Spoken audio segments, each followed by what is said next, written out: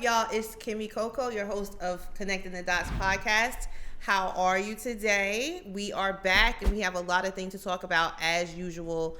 We are a couple of hours into the realization that the ex-president was acquitted of the crimes that he was acquitted of. The Gorilla Glue hair girl is free. There's so much going on, and we are not shying away from commentary. We're not going to start doing that today. So we have a special guest here, Leigh. Say hello. Hi, everybody. Hey, Leigh. Hello. Appreciate y'all having me. And so, we're going to talk some about science and about life in Atlanta. She is born and raised in Atlanta. Beautiful girl, beautiful spirit. She's a model. She's just all around fun to talk to. So we're going to get her opinion on some of the things that are going on. And of course, we have Dom here in our So Mississippi candles. Yeah, what's and up? They're smelling real good. If you have a product you want placed on here, hit us up and we will discuss it. Mm-hmm. But today we're being brought to you by So Mississippi Candles. And so let's just get right into it, guys. How is everybody doing today? What's going on? What's going on? Blessed and highly flavored, as they like to say. Highly flavored. So hope y'all caught that. We went through the very brief second impeachment, and very brief. It was I was triggered. I mean, I know they were, because it was one of the only times I've ever seen a trial at the scene of the crime with the victims, and they still let the perpetrator go. But hey, this is where we are right now politically in this country. And I'm disgusted personally. You disgusted? I'm disgusted. Yeah, because I don't know, like you were saying, you just earlier, had to see it. I just had to see it. You just had to see it. Yeah, because okay. I know, you thought they were I knew they were gonna do that. I mean, they lost all the elections. They lost the presidential election. So this was their time but damn, how petty is that though? Like, you're gonna throw away your credibility, all of that for this guy and 70 million votes. I love that this is happening because, like, once again, I just see things a little bit differently. Like, I'm a realist, and I'm not saying I don't think it's ridiculous. Like, I do. But I definitely want Democrats to see that some people want to win and some people want to be right. And in politics, you got to choose which one you want to do. And I'm glad that one side understands that and makes people mad, because if I don't like you, I want to make you mad too. I want to make you come do something about it. And until one side learns how to deal with that, you're always going to be disgusted. You know what I'm saying? I don't believe in fighting fair, like, especially from a disadvantaged position. So it is kind of like I'm happy to sit back and let the cards fall where they may.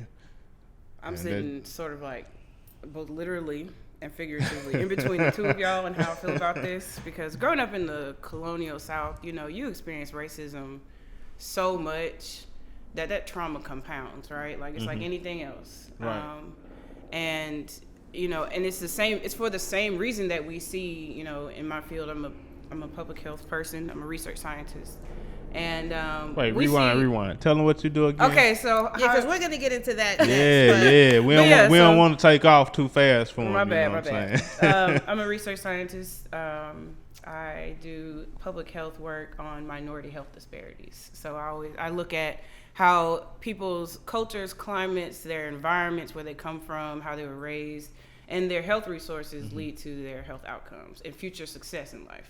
Yeah. But I say all that to say, growing up here, you experience racism so much, and you see white supremacy on such a consistent basis that you become numb to it. And it's pretty tragic. It is what it is. But, I sit, and I watch government, and like you're saying, people trying to fight fair and folks trying to work with others across the aisle and things like that. It doesn't work that way. So then you see, blatant racist white supremacists kick and scream when, one, they don't get their way, two, they get in trouble for not getting their way. Right. And then after all of that, they still have all of these people or all of these institutional foundations set up to make sure that they don't fail. Right. To catch them if they fall. Exactly. Yeah. So you have, people of all shapes, colors, sizes, pleading and begging their government, please give us some justice. But justice doesn't look the same across the board in this country, no way, shape, form, or fashion. So yeah, it does break my heart,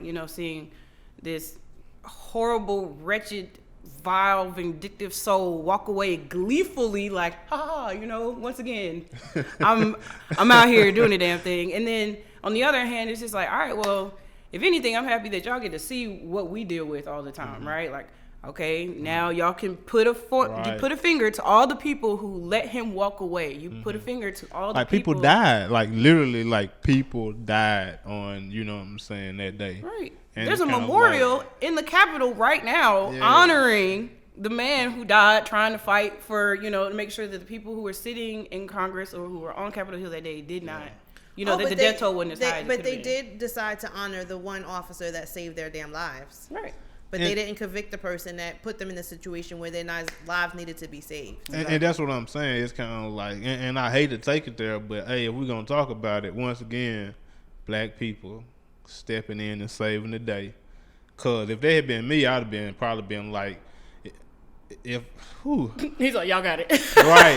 Yeah, I couldn't be in that same position. So, like, my respect utmost goes to him because we see that these people are not willing to put their lives on the line for somebody that literally just put his life on the line for you. On the line for them. But that's hypocritical as hell, and it's a slap in the face. It's a slap in the face because if he would have just started capping off on all of them people and dozens of them would have died, then will we be having the same conversation? Then will we be sitting here talking about how, if it could have been a whole black man killed all these white people, and right. that's we still be having that same right. Ain't nobody talking about Ashley Babbitt right now. You know what I'm saying? The other young lady that was the Secret Service agent killed because, like, once again, she didn't listen. You know what I'm saying? These people want to be heroes. They want to be remembered. And I was like, man, like that's why I always hate that, like, school shooters and like people like that get so much media coverage. So next time, there won't be a protest. Next time there will be another storming of a federal or a government they set a building. precedence now. Like we are literally learning what you can get away with in this country if you're a certain sector. You know what I'm saying? God forbid if there had been the Black Panthers that did that at the Capitol, or a group of Muslim. You know what I'm saying? It would have been dead. What they call them, radicals. If they that day, they would have ran up in their houses and killed them. Absolutely. Yeah. But you see these folks who stormed the Capitol crying baby big boohoo tears sitting in whatever airport that they're stuck in because they are on the no-fly list. And you see these videos of people saying, oh, I tried to save my country, but y'all want to throw me in jail. Baby, you do you know what an insurrection is? These, man, like, once again, but I recently read a report that came out that talked about the kind of disparities and the kind of struggles the people that were on Capitol Hill were facing. They talk about how most of the people, I think they said like 80% were facing financial struggles. Of course. So you got all these poor white folks for the first time in their lives who are like, oh, I need to do something to speak on my own behalf. I need to, but you don't call your local politician. You don't go to these community town hall meetings. I also saw something where it said that most of the people that stormed the Capitol didn't vote.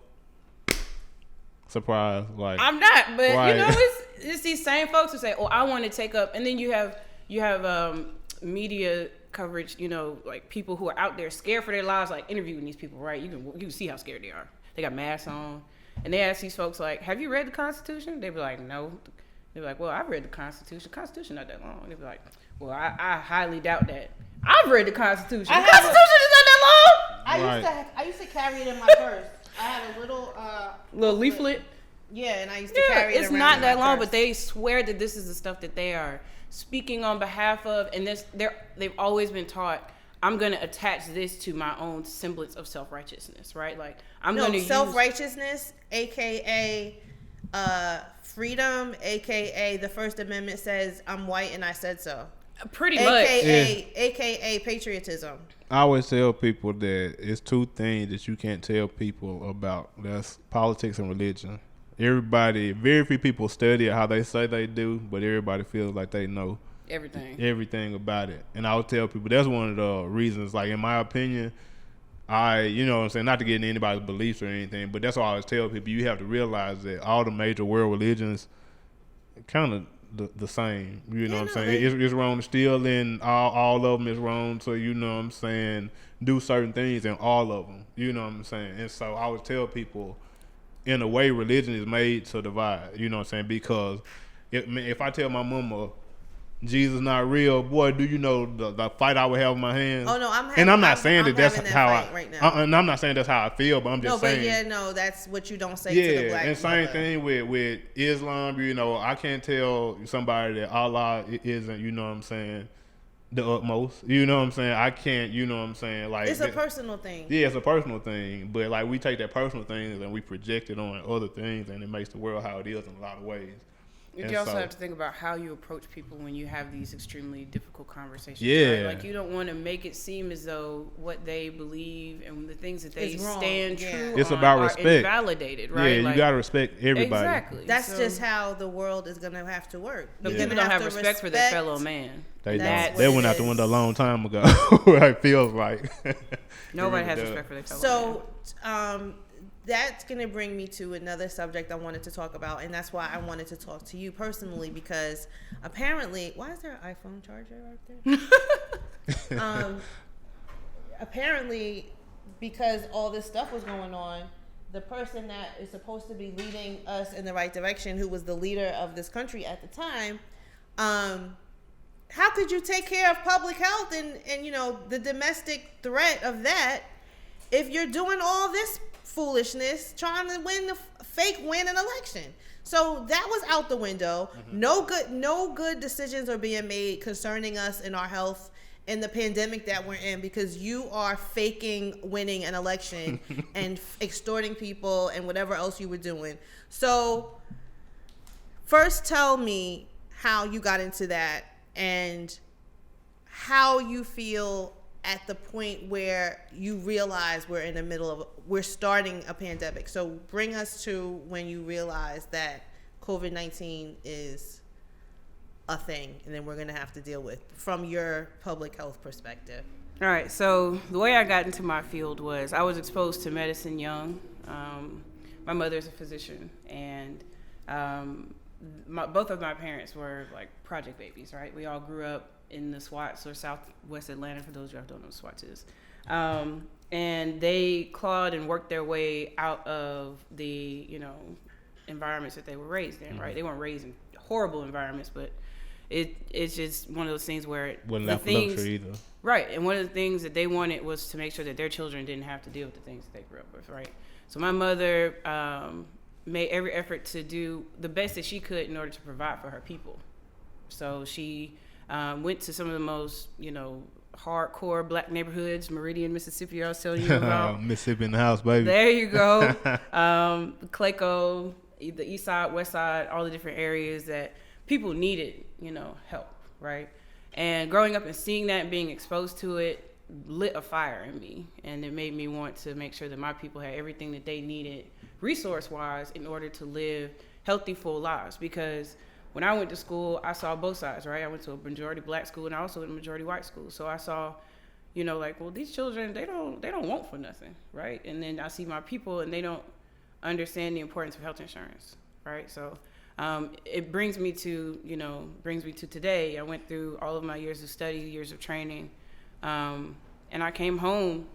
In 2019, I was living in Europe. I came back home, and you know, a majority of things took place. And then before I knew it, you know, I was graduating, and then I was graduated, and I was like, wait a minute. I look up, wait, pandemic. You know, like, well, something's not okay. You know, shout out to the class of 2020. I read this in a book. I read this in one of my books. Right. Oh, shit, it's for real happening. Hey, on the job training, straight to it. I was working in Emory University, the School of Medicine. It's around, you know, Emory right University is, shout out to Emory University, because they were key in some of the research surrounding COVID-19 and some of the trials to do with the treatments and the vaccine. Yes. Emory was. Shout out to Emory. Shout out to Emory. Gang. Sure. One of my colleagues was actually on the research team for the Moderna vaccine. So we appreciate y'all so much. Yes. And real so you have heroes. people, yeah, real talk, heroes, you know, man. and these people are the same folks who haven't seen their families, right? Like they've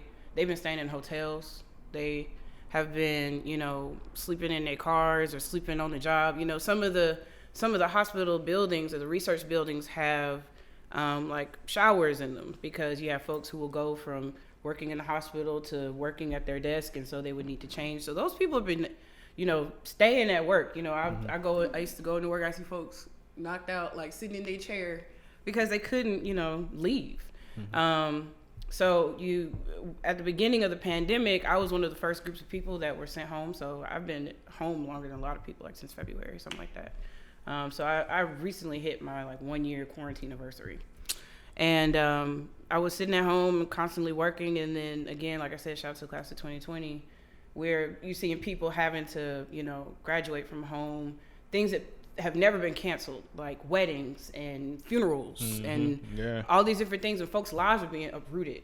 And people on the other side are saying, "Oh, we ain't no pandemic, everything's fine." But you were seeing it firsthand from February. Firsthand. And so I'm sitting here, and I'm, at first, I was like every public health person, every doctor, we were all really gung-ho, right? We were like going at it with the trolls on social media, like, of course, no, this is real. Yes. No, this is real. Like, no, folks this saying, is real. more people die from the flu every year, and all this is made up. That we'll was be fine. fine. Oh my God. I would have folks say, people die of natural causes every day, and I'm like, okay, but they're not dying at this rate, and it's all preventative. And that's what's killing me. People think like, can we? Okay, let me pause and say this to everyone, because I'm glad you said that, and I've said this more this week than ever.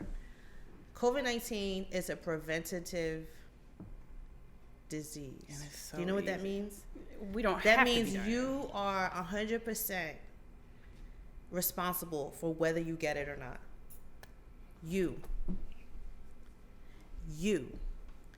are 100% responsible whether your family gets it or not. Absolutely. You play a significant role in how it impacts the lives of those you come in contact with. Can you I want you to keep going, but I want you to tell people about a virus, just viruses in general and how they behave. Just viruses. Okay. Let's break it down for the people. Let's do it. I've had to do this in many, many ways. Like, I had to explain COVID-19 in like Pokemon terms to one of my homeboys. I like Pokemon, so that would have worked on me. For real. So I have to apologize because I know it's cold in here. No. But one of my things, and I say this every week because you start hearing stuff from outside, is that when I'm in a room of people, I need to have ventilation. And I learned that from somebody like you and dealing with COVID. So go ahead. Yeah. So to its core, a virus is an organism, right? It's a living thing. It's a living thing. It's yes. And I think people, even breathing, if you want to get just technical, like you, it feeds. Yes, it requires a host, and the host also must be alive in order for it to proliferate. By proliferate, I mean spread, grow. Right, exactly. So you have a virus. It is similar to it is a derivative of SARS. Is SARS-CoV-19. SARS, for those of y'all who are too young to know, was a disease that ran rampant through hospitals all across the globe in the early 90s, yeah. Late 80s, right. And SARS is the reason why there are gloves at every doctor's visit. SARS is the reason why there are hand sanitizer pumps outside of every doctor room, every hallway entrance in a hospital, because they found that simply by carrying it on your person from one person to another, which makes you a vector or a vehicle that transmits a disease from one person or place to another. Teach the people. I try my best. You are putting others who come in contact with you at risk for getting this, because it's easily transmitted. Just by me giving you a high five, I could give you SARS, right? COVID is another derivative of SARS, right? It's SARS-CoV-19. You can Google this, people. You can get your Googles up. All right. So it wasn't brought here on the train. Remember the train, the picture of the train with the little SARS-CoV, the COVID thing on the train. Remember that? It wasn't brought here from 5G technology. It wasn't brought here from. I feel like we're gonna get some hate mail. So many people. We're gonna get some hate mail next week. I feel it. I don't care. I'm gonna say this to y'all. I'm gonna say this right now, because we're in the wake of the situation we're in right now. The Chinese did not bring this to you. Do not blame an Asian or Asian American person for COVID. Because it is the people who did not listen to their local authorities who went to all these random places and got it and brought it back here, and it started spreading in places like airports. You don't feel like chemical warfare has nothing to... You don't think this... No! You have people who say, oh, the government did this to us. The government was so ill-prepared. I say chemical warfare because I feel like people been trying to, like, you can't, like, when it comes to fighting America, like, when it comes to, like, battle combat, they're not going to beat us.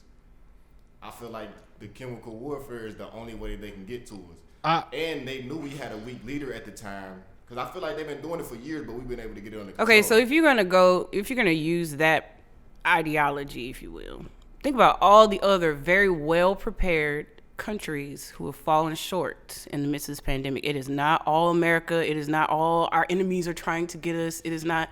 Everybody had to take the fall to get to America, I feel like. I think that's a very limited scope, to be honest, and that gives you the right to point a finger, right? And not take full responsibility. We're going to talk about the ways people have been coping with this and the excuses that they've been making later, but please continue on with your description of said virus. Okay, so yes, we in an effort to bring it back. So the virus requires a host, right? It requires a living host. And you can either be a carrier of this host, or you can become infected by the disease, right? Mm-hmm. Or you can do both. Or you can be both, right? So if you come in contact with the disease, super spreader, we'll get to that. We'll get to that. So if you end up with this disease, either on your person, in your person, it is in your best interest to stay away from people, right? Because then you can determine in a span of about 14 days, shout out to the CDC, whether it is in you or on you, technically speaking. Pause. Happy Valentine's Day. Interjection. Happy Valentine's Day.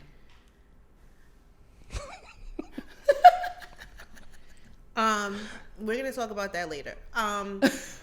When you say now, he made me mess up. Vectors, and if it's on Kim. you. Okay, so if it's on you or if it's in you, in the CDC, that's what I wanted to talk about. Okay. So they have a different role in this.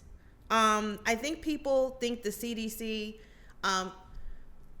I don't know, they misinterpret what they say and why they say it. The 14-day quarantine, the CDC has since, and they will continue to change based on the circumstances. So initially it was, if you feel like you were around somebody that had it or you might have it, you need to isolate and quarantine for 14 days. Mm-hmm. They've since lowered that to 10 days, and they've lowered that to no days if you've been given both doses of the vaccine. Or that's if you tested negative twice. For a PCR test. And we'll talk about that too, because that's okay. Go ahead. I don't want to mess people up because we need to understand this. Absolutely. Okay. So yes, as we have continued to study the disease and study the virus, we'll see how different people's immune systems respond. And this is where I make the Pokemon joke, because as the virus has come in contact with all these different immune systems, different treatment methods, it has evolved. Right? Because it's living. It is and it wants to continue to live. It's trying to fight too. Same thing. So I give the flu as an example. I am not comparing. Please make sure because it too is a virus. It is a virus, and we do not have a cure for the flu because it continues to evolve.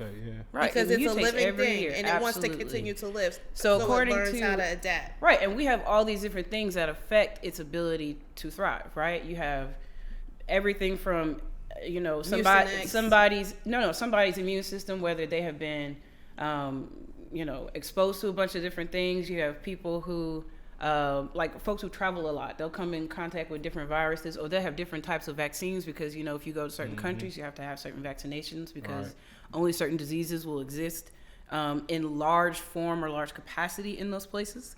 Then you have people who get the vaccine every year, like the flu vaccine. I get the flu vaccine every year. I highly recommend people do that, but we'll get into that in a different conversation. And so as the flu comes in contact with different people and different immune systems, it will evolve, right? We're in flu season right now, but we have the lowest rates of the flu that we've ever had. Why? Because people are following the recommended or some folks, I'll say, are following some of the things that, science has been recommended for a long time, which is wash your hands, stay away from people, don't touch folks, keep your hands out your face. All the minor things that can lead to disease. Right, disease spread, regardless of the disease. People have been implementing more now than they were before, so that's why we're seeing less of the flu. But back to COVID. So when you come in contact with people, again, your viral load or your body's ability to fight a virus is tested, essentially, right? If it comes in contact with your immune system, you try, everything from staying away from people to getting tested. And you see, we have two different types of tests. We have a Pcr test, which is when they violate your nasal capacity with the swab, and it takes a couple business days where they run it through a lab, right? Or you have a rapid test where they just sort of, take a small sample and they see whether you have the virus, right? And then you have people who have antibodies, and those are folks who have either come in contact with the virus or have had it, and whose body has created its own capacity to fight it itself, right? So when you are going through this whole quarantine process and you're staying away from people to determine, okay, do I have it in me? Or, am I okay? Mm-hmm. You want to get tested in order to prevent, any type of exposure. Like last week I was supposed to come and I had a small inclination that I might have been exposed. And it was little. I've been tested multiple times for just little stuff I didn't wipe off one of my bottles of juice when I got home from the grocery store. Let me go get tested. It's different things like that. Or I walked into got that scientist mind, boy. For real. Or, I walked into, anyway, I go everywhere with a mask on. No, I go everywhere with a mask on. Yeah. And that's the point I was trying to get to, which was, once you figure out whether you have, physical, your internal protection, you want to then put on physical protection, right? Washing your hands, making sure you're getting all of the virus off of your hands if it's exposed to you. Taking a shower when you come home because it could be on your clothes. Mm-hmm. Wearing a mask because it prevents the areas that could absorb the virus from absorbing the virus. Making sure your mask is a proper mask, right? That it has the certain levels of filtration there to prevent you from breathing it in, even if it hits the surface of your mask. And time again, scientists will tell you, if we had the choice between, segregating people based on the 6 feet rule or just everybody if you have to pick one, it will always say wear a mask every single time. Yeah. Wear a mask because it is the best way to protect you from this virus. So initially what people's argument about the masks were, because there was a whole bunch of other foolishness about that going around. If you have on a mask, you're breathing it in, you're not gonna protect yourself because now you're suffocating. You're breathing in carbon, and your carbon, it's going to make you pass out eventually. And I heard all sorts of shit. And then, they're saying wear a mask now, but in the beginning they didn't say wear a mask. They never said that. Nope. The only thing I heard them say about masks in the beginning was that there were none. Mm-hmm. That's all I heard them say. It was a shortage. The only thing I heard them say was, if you don't find a mask, if you can't find a mask, make one. Mm-hmm. And if you can't make one, damn it, just put anything over your face. Really? Right. But they never said that was the what they really wanted you to do. That's what you had to do. If you have to go out and you have to go around people, and if you can't find a mask, and if you just don't have one, okay, tie a bandana around your mouth. Mm-hmm. But that's not gonna work. Mm-hmm. It's not gonna work. It doesn't work, and it's not going to work, and it never was going to work. It was only for an emergency situation where we didn't have masks. Mm-hmm. And when we shut down the country for that short period of time, that was supposed to be so the powers that be got us everything we needed, and they didn't do shit. And also in an effort to make sure that people didn't just come in contact with one another, right? Because that was supposed to break the chain. Absolutely. And because you see all the staying people home, because you said it has to have a host, right? So everybody staying home was supposed to break that chain so that the virus didn't start to mutate and do everything that it's doing now. Absolutely. So one of the things that we're starting to see is that the mutant viruses, variations. Those are scaring me. They are very scary, but it's also one of the things that people want to use as an effort to invalidate science, right? Mm-hmm. We're seeing now that the mutant variants have been here the entire time, essentially. Yeah. There were some areas that had it worse than others, and there were some areas that didn't. And you have those people who, go ahead. they weren't testing people They in this weren't. country. They weren't testing, For and the they didn't. different variants. And they didn't know That's how to. why Yes. they didn't know. Exactly. This is a new virus, people. It's new. It's far more dangerous, far more contagious. And I hate that it took so long for people to get hip to how serious it was. I hate that the power structure we had was downplaying it. I hate that so many lives had to be lost because of our own collective ignorance as a country. But all that shit, it's been a year now. It has. If we weren't in school and we went a whole year learning something and we didn't get it together, we would fail. Absolutely.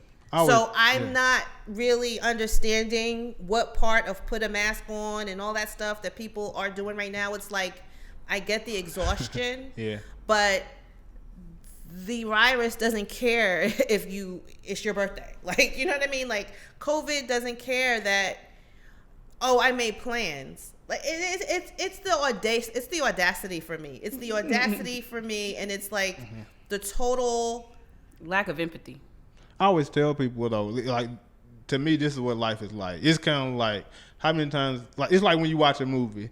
In the movie, it's always somebody at the beginning, like, hey guys, like, look, like, there's something dangerous over there. We about to die.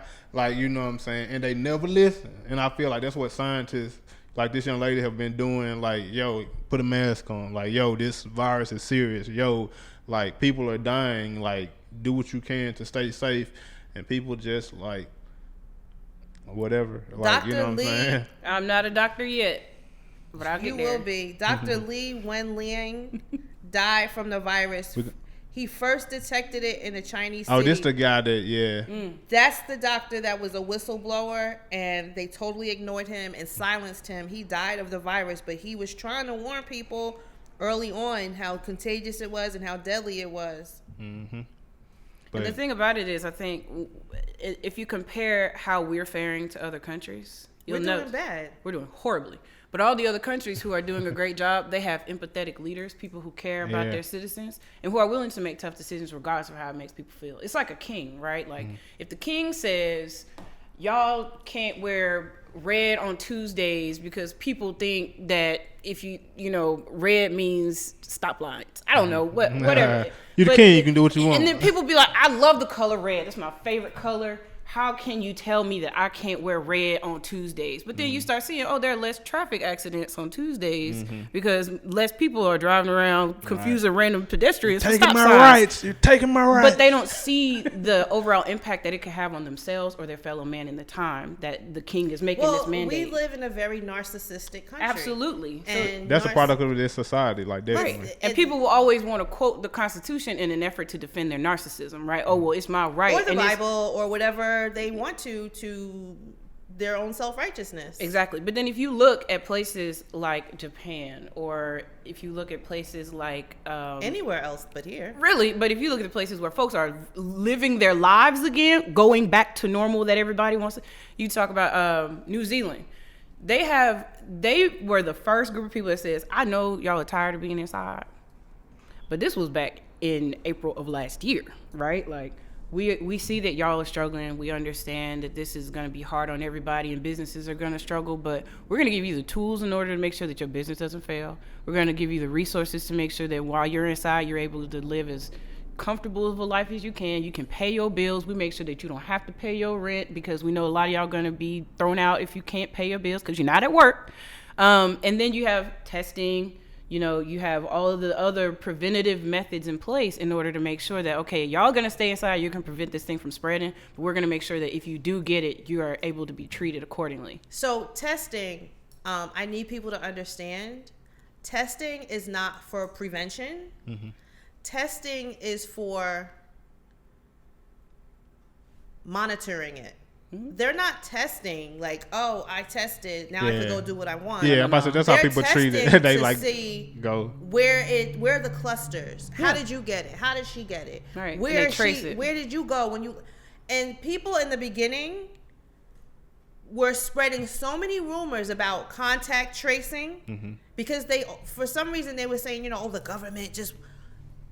And I'm like, What are they gonna take from you? Like, what are they bro, gonna take? What are they gonna take? I get like you have a trust cell me. phone. Like the government can track you way easier. Baby, than you have testing a virus. social security number. Right. If you're on social media, if we're having this conversation on You Facebook, have a driver's license. baby, trust me, they know already. Like, So contact these are tracing, things you can't explain to people. It's kind of like, bruh. contact tracing was making people nervous, but contact tracing was literally the only thing that was going to save us. And when I saw that didn't work and people weren't going to, they were literally considering doing a text service like you may have come in contact with somebody they were going to do that, and people were turning it off. If you get this message, make sure you turn your phone off and don't do it because they're trying to get your information and this whole thing is a hoax. And I was done. I was like, okay, I'm just not going to ever leave my house because nobody is paying attention to this, and it's crazy and it's scary. So Yeah. I'm sorry. Go ahead. Only you can Continue prevent on. forest fire. Listen, shout out to Smokey. And that's actually been like my tagline this whole pandemic. I'm like, Hey. y'all, only you can prevent wildfires. It's Okay. real. But for real, it's one of those things where, you know, on one end you're watching members of your own community say, oh, this is a government conspiracy. And I'm thinking to myself, well, how is it that we being, and I apologize for anybody I may offend by saying this, but it's statistically true, as the dumbest country. We got your back. I mean, it is. But if you look at our educational outcomes compared to all the other established countries, you look at our health outcomes compared to other first world countries, Greatest country in the world. we do the worst when it comes to how well people are doing, the pay gap, you know, Health. how close people are to losing their homes. I am this close to losing It's the American way. Like, right, but it's like you're supposed to get it from the mud. You got to come up from the mud for real. Like, and I make the joke all the time. You know, if you're from Atlanta, you have a part-time job, a full-time job, a side hustle, and your own business, And a roommate, right? And you're always trying to get it out the mud, right? But if we're supposed to be the greatest country in the world, why is everybody in the mud? So this is one time in history where people should have learned all power are in the people, because when they shut down, shout out to Fred Hampton. they should have stayed shut down. And if they didn't, I don't know how they convinced so many people that they had to go back to work. Well, I don't know how. A lot of it has to do with like, Because they shut off unemployment. That was their leverage. Yeah. That was their leverage. They were like, oh no, we're not gonna, but then they did. They extended it. The rent moratorium is going on right now. Like, you still don't have to pay your rent. Like, they know they were dead ass wrong the way they handled this. But they were intimidating people and making them think they had to go back to work. I mean, I think that's still the problem, though. People literally still making life and have death to go back to decisions work. Just because based on. they're freezing the rent.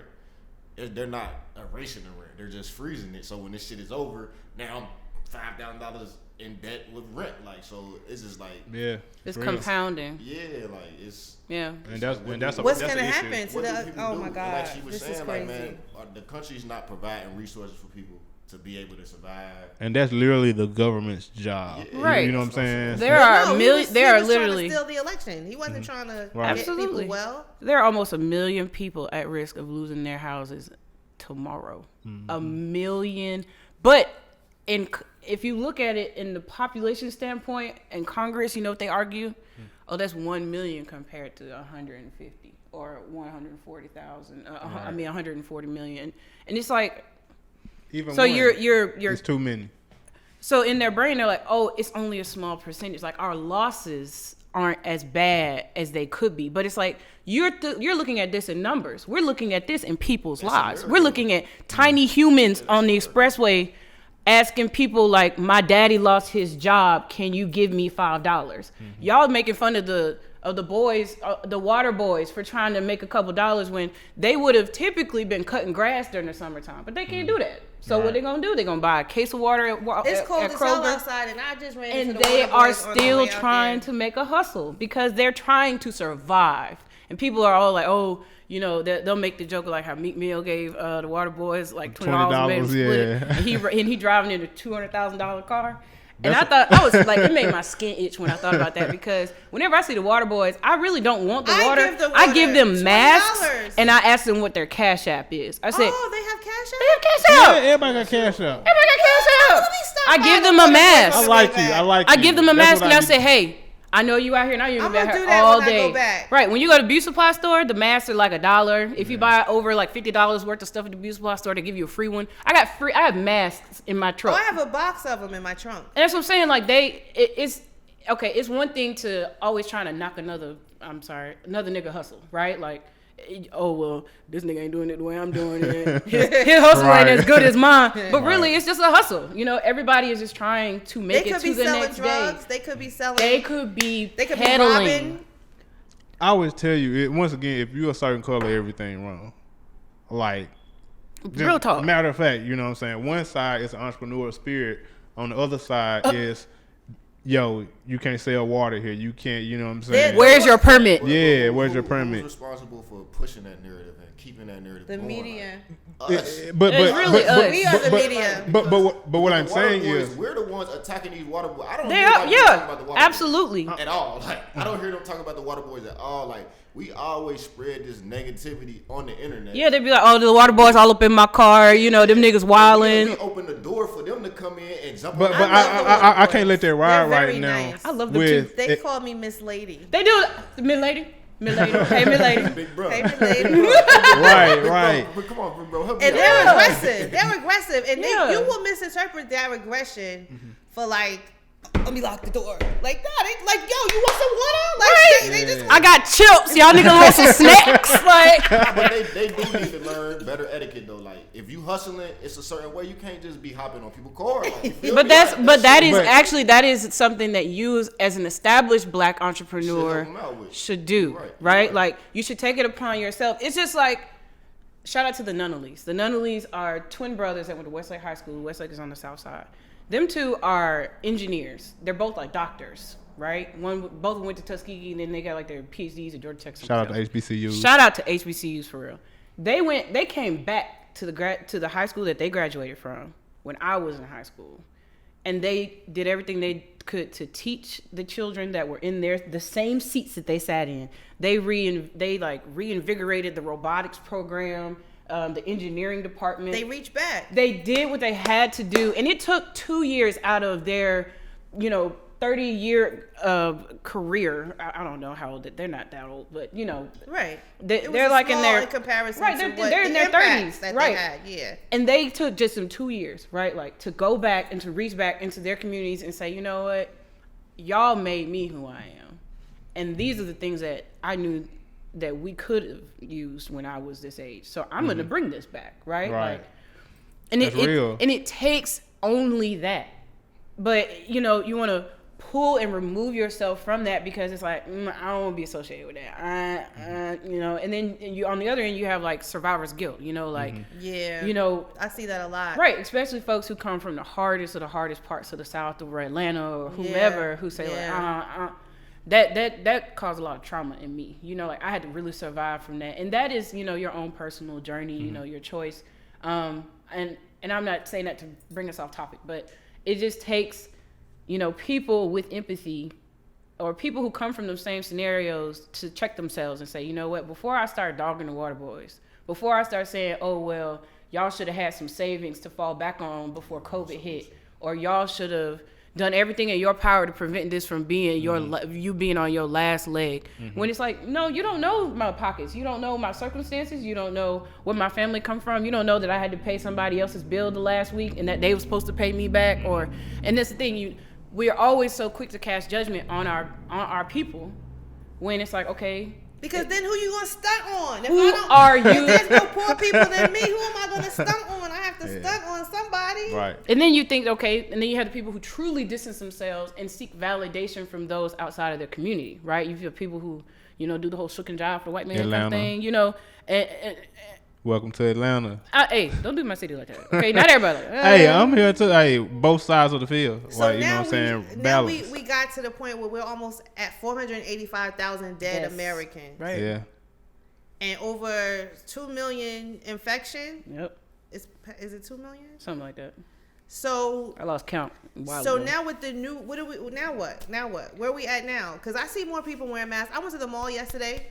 Shout out to the Cobb County Collective for wearing their masks, and because I was proud. Gallery of Cumberland. You went to Cumberland? I went to Cumberland. Yeah. No shootouts, no nothing. Shouts. Everybody had a mask yeah, on. what about to say, y'all take note, Lennox. It's become a matter of people truly enforcing it. Really, you know, like it's the signs on the front door that say we do not. It's no shoots, no shirts, no servers. Like you ain't got no mask on. You ain't buying nothing from here today, my friend. And then you also have the people who see, and it's one of the beautiful sides of social media, right? You see the accounts of folks who either have it, or I think now I may be saying this wrong. I may have to look this up, but it says that everybody at this point, according to statistics, either knows someone who had COVID, or knows someone who died of COVID, or they had it themselves. Right. That's how close to home this is hitting. Oh yeah. And it took a year for the number to climb that high, and that's one of the reasons why I got to this point.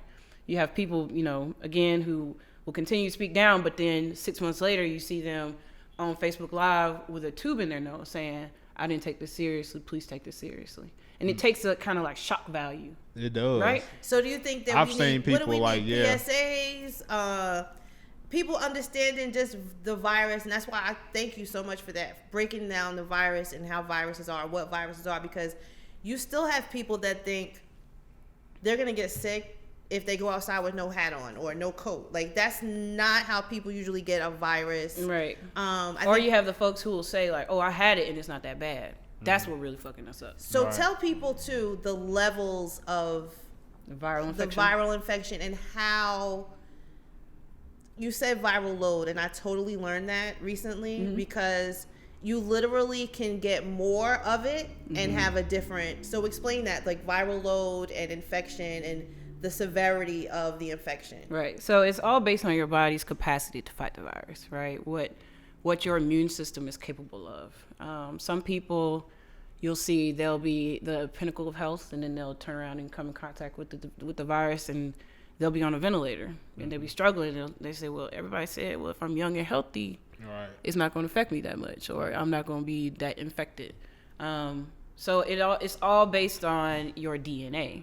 Right? So that's one of the reasons why the vaccine is based on the mRNA, or a small splice of the virus's DNA. So it's not giving you the virus.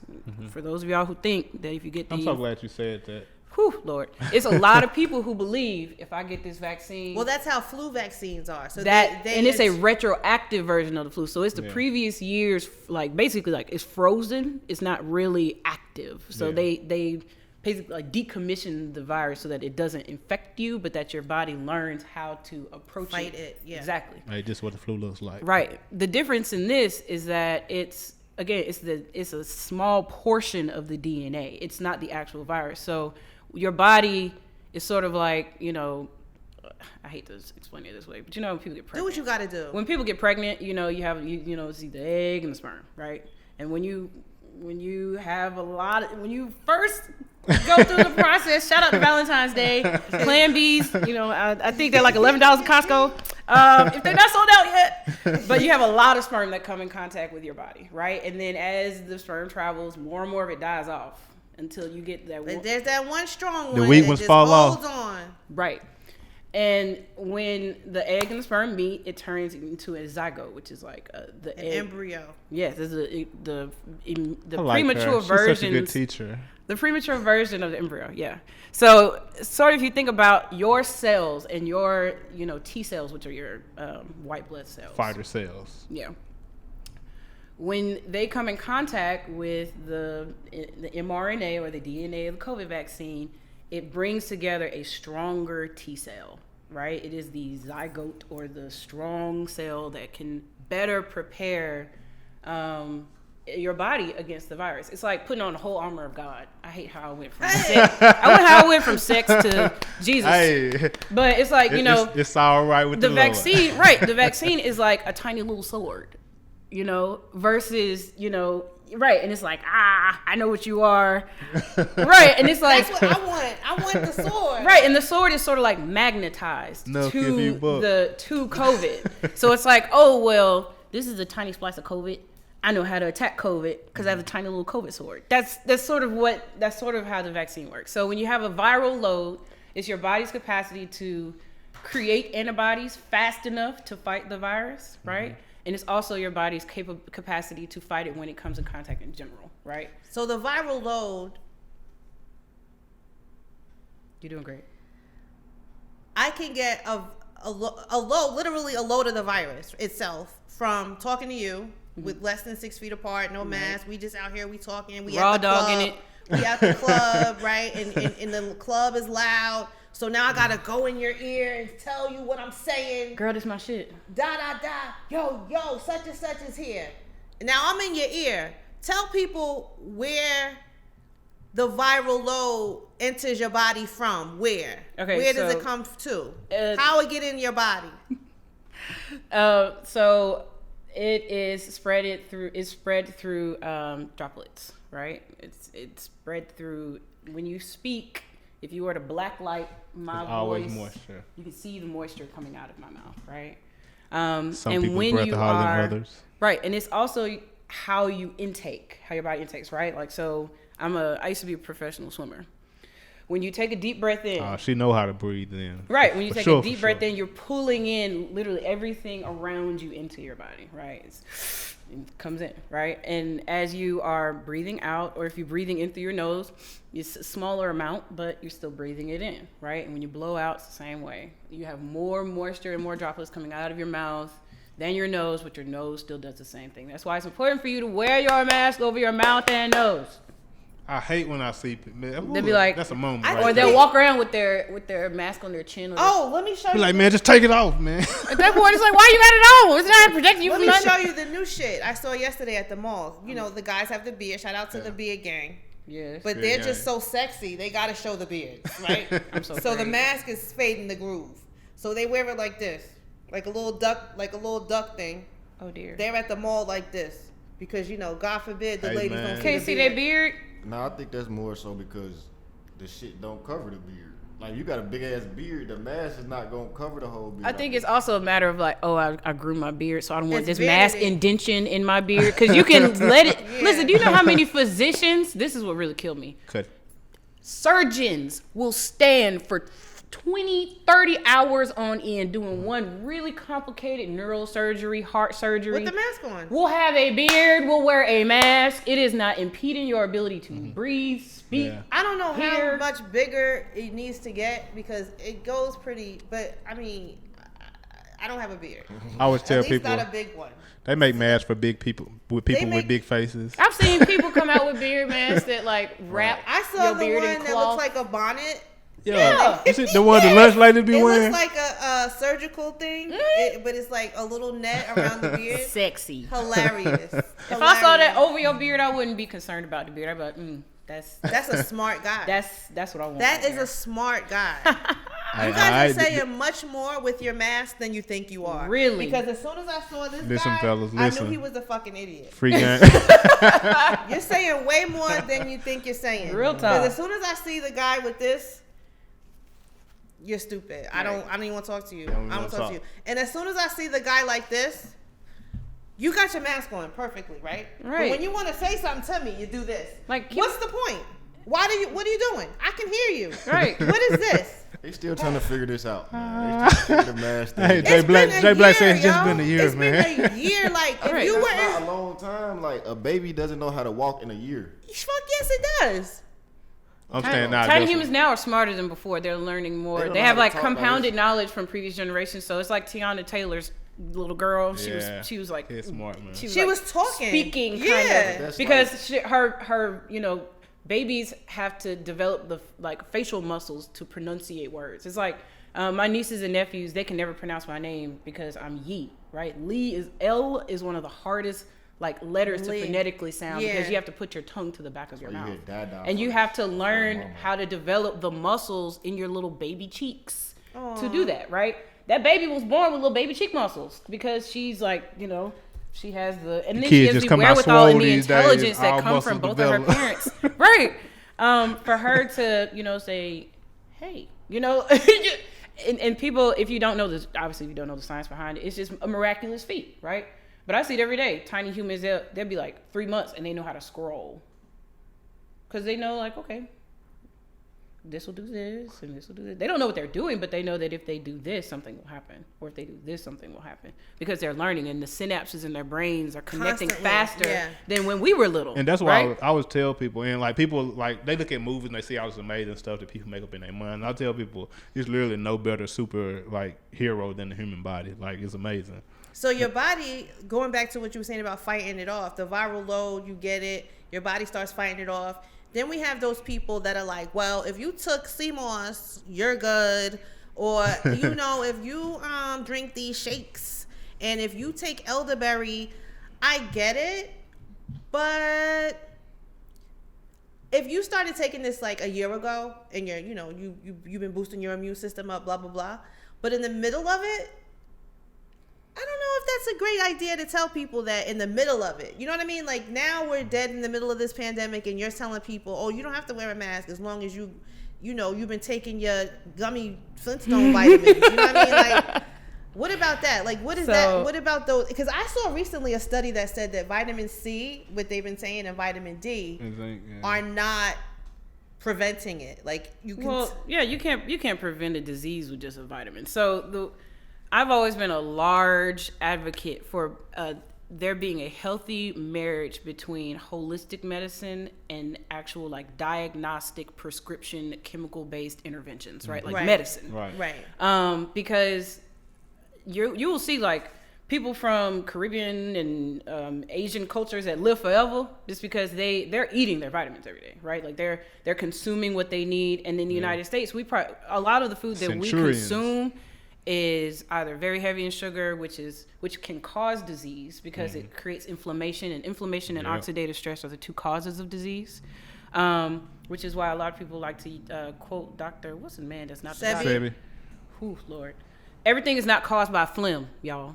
Everything is not caused by. It's not all caused by mucus. Mucus is a byproduct of the body that is used to fight things when you come in contact with it. But your body has to go through the inflammatory response to trigger mucus being produced. I want to debunk as much as I can while I'm sitting here because some people don't know this stuff.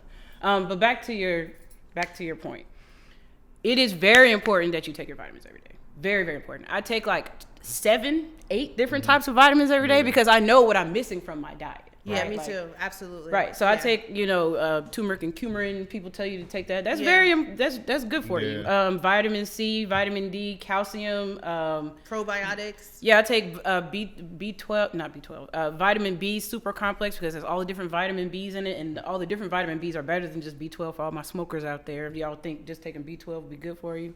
And a lot of other things. Like I take fiber because we do not get enough fiber in our diets. I take that too. People don't fiber eat is vegetables, important. fruit, none of that. Yeah. So I try to take at least fiber every day and eat one thing of fruit every day. Yeah. Put it in your smoothie. It's easy. Right. So for those who are saying like, oh, I can take CMOS, yes, it is very good for you. So whether you take it 6 months into a pandemic or a year ago prior to a pandemic or tomorrow or today, it's going to improve your body's capacity to fight anything because you're improving your immune response. However, just because you have a holistically prepared or, ironclad immune system does not prevent you from getting the disease, right?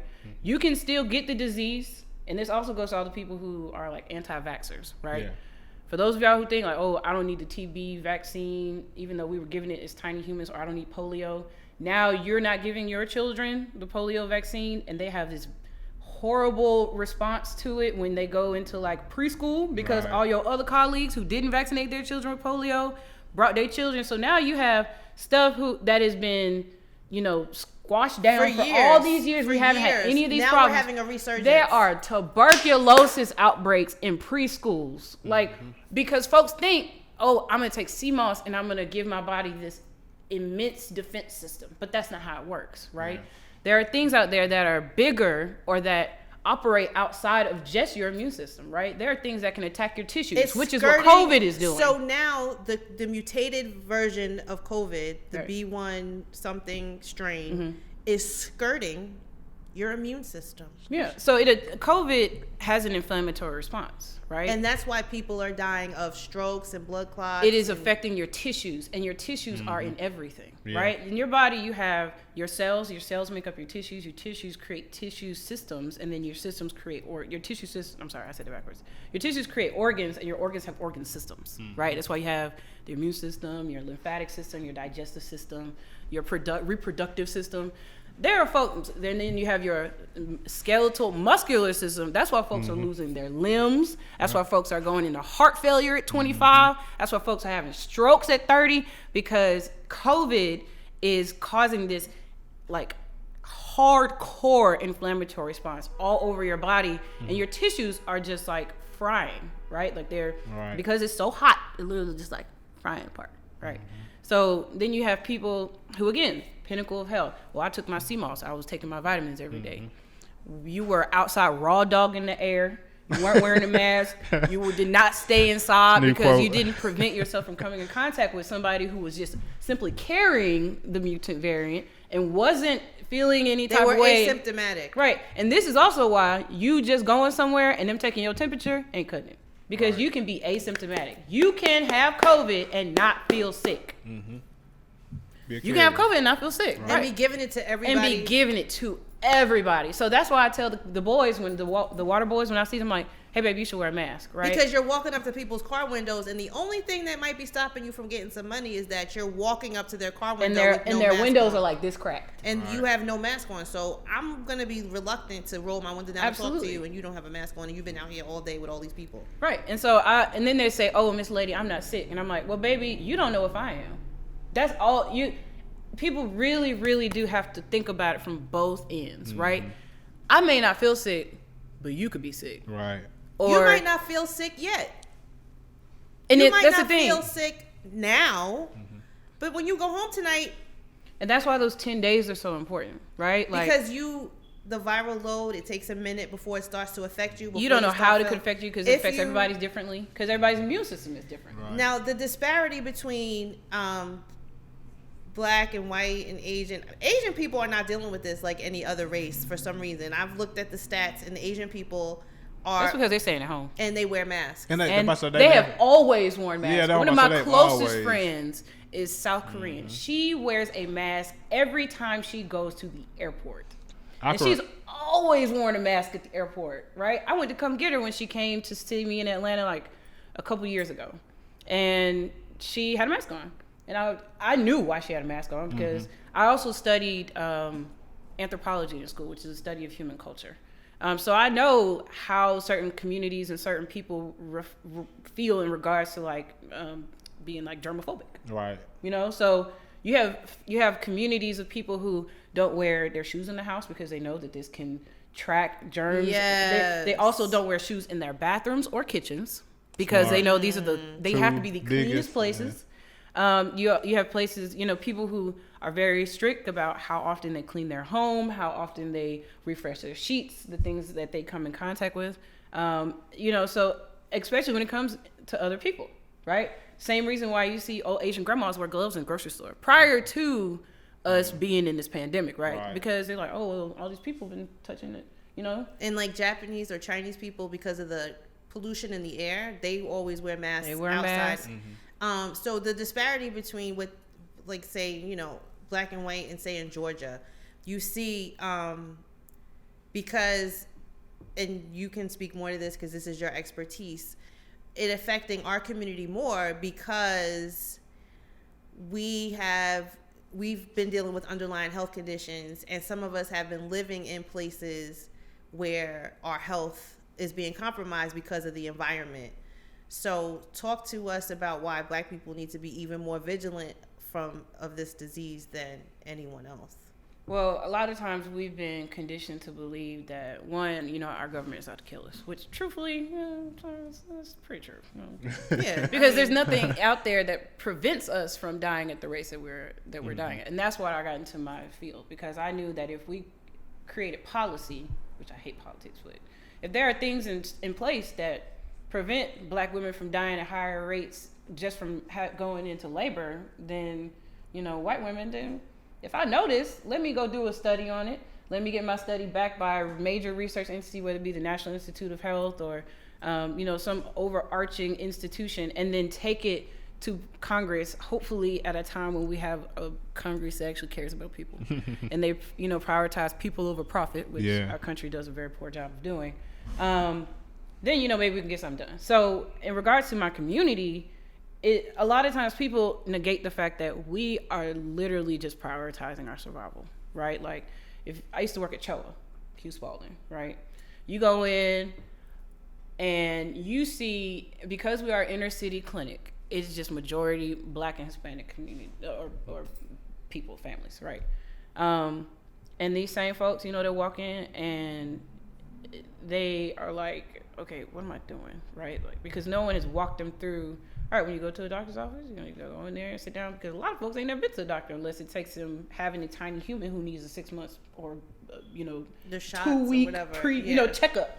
So you have folks who never been to the doctor because, one, they don't have health insurance. Why? Because their mama was just working whatever job they could that didn't provide health insurance in order to just make sure their baby was taken care of, right? Now, mind you, if you flip the script, you see white families who have generational wealth, who have structures in place that will protect them. They don't suffer from redlining, so they're not, skirted away from resources. They have their politicians on speed dial, all these things in place to where they are protected against all odds, right? Whereas Black folks have been set up to fail since the beginning of time, right? Like, we've been set up for failure. So when you have these families that come in and all they doing is really just trying to hustle to take care of their next thing, then something has to suffer.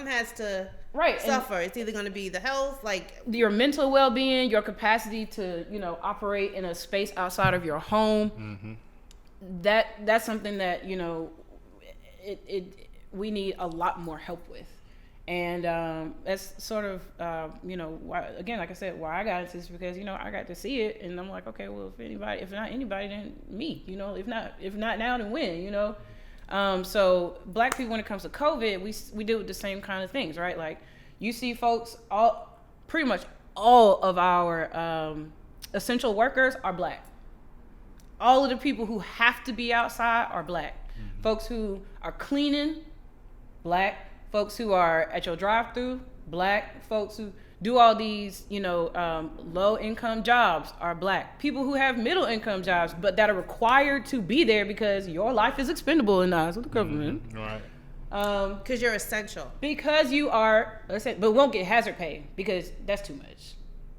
You don't need hazard pay. We're paying you right now. As the CEOs rake in all the money. But that's the thing. They don't see us as, oh, well, these Black folks, they need more. But really, we do. They're just like, oh, well, y'all should be grateful for what we gave you, shouldn't you? Y'all should be grateful. We gave you $1,200 a year ago. Aren't you still? We brought y'all here to give you a better life. Yeah. Aren't you satisfied? We raped your women and children and separated you from your families. But you should be grateful because, we freed y'all niggas eventually. Y'all were 3/5 of a person, but we let y'all be a whole person now. It's like the bare minimum that Black people need in order to be great and thrive and survive, we're not getting. So you put us in the space of a pandemic, right? We suffer the highest death rates of every single one of the top 10 causes of death. Heart disease, diabetes, cancer, stroke. Mm-hmm. I could keep going. Oh, yeah. So when people say like, oh, Obama did nothing, but he put healthcare in place because he knew everything that you just said. Or Obama did nothing, but he tried to put restrictions on these companies that were polluting the air and the water in those neighborhoods. When they say Obama did nothing, and he put restrictions on the banks that were charging you overdraft fees for $1 of an overdraft, like, I don't see how people can really understand, like, those years of his presidency, we saw more done from the issues that you just brought up than we ever had, and at a time where we had the worst leadership that we could ever have during the time that we had it. Absolutely. And I just want people to understand how important it is to be involved. And I know people don't like politics. They don't. I know people I don't like politics. Well, you at the wrong show.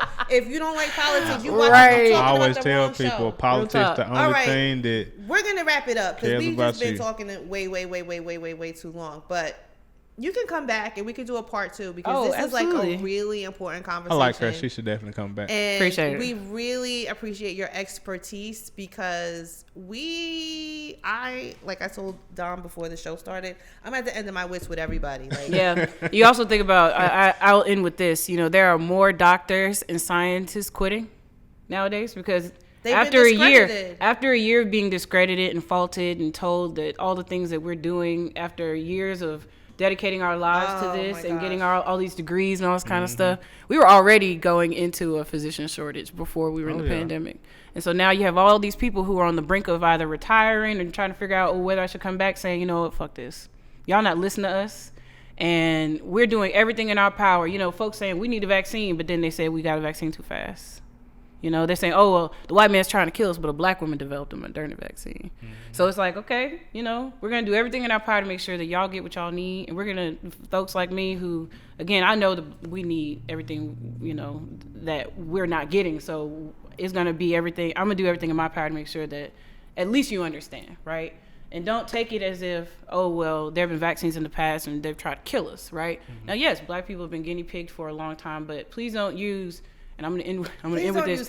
Please don't use Tuskegee as an example because it's not what happened. In Tuskegee, the reason why Tuskegee was so heinous was because syphilis, they figured out that penicillin treated syphilis the year before they started the study. They wanted to see what would happen if somebody who had syphilis walked through the stages of syphilis. Mm-hmm. Without what would happen? Penicillin. Syphilis takes a long time to become a debilitating disease. And once it does become debilitating, it is really painful and excruciating and causes death, right? But they let people give it to their wives, their children, because it was niggas. And they was like, oh, we're going to see, right? But now, because of Tuskegee, right? Again, we were not being vaccinated and used as guinea pigs and manipulated. But because of the fact that people stepped in and realized how heinous it was, the doctors were convicted, and there are now institutions that check them all along the line, all along the way, to make sure that these things... And that's what takes so long when stuff comes out. But this development... To make sure it's ethical. Right. To make sure that it's ethical. And the reason why Tuskegee is not a good way to compare is because they didn't die because of a cure or a testing. They weren't treated. They didn't get a cure. Right. They didn't give them a cure. Right. So I'm glad you said that because I've heard that too. Yeah. So we're gonna wrap it up, guys. I really wanted to talk about Valentine's Day, but we'll save that for another time. And we stay protected, y'all. Yes. Wear your mask. Remember, you are swapping bodily samples and fluids, so just make sure that you and your partner, y'all quarantine and you put y'all mask on. You today. Stay away from other people. After your time has after you spend your time with your significant other. And make sure you share this episode with people so we can get this conversation going. We really got to get a hold of this because I'm ready to go back outside. I don't know about y'all. I'm ready to do stuff. So we'll talk to you guys later. Make sure you follow us at CTD_ATL. Make sure you follow Innovative Black Station. Subscribe to our channel. And you can check us out on wherever you listen and watch your podcasts and on innovativeblackstation.com. I am Kymmy Coco signing out, and we will see you next week. Peace.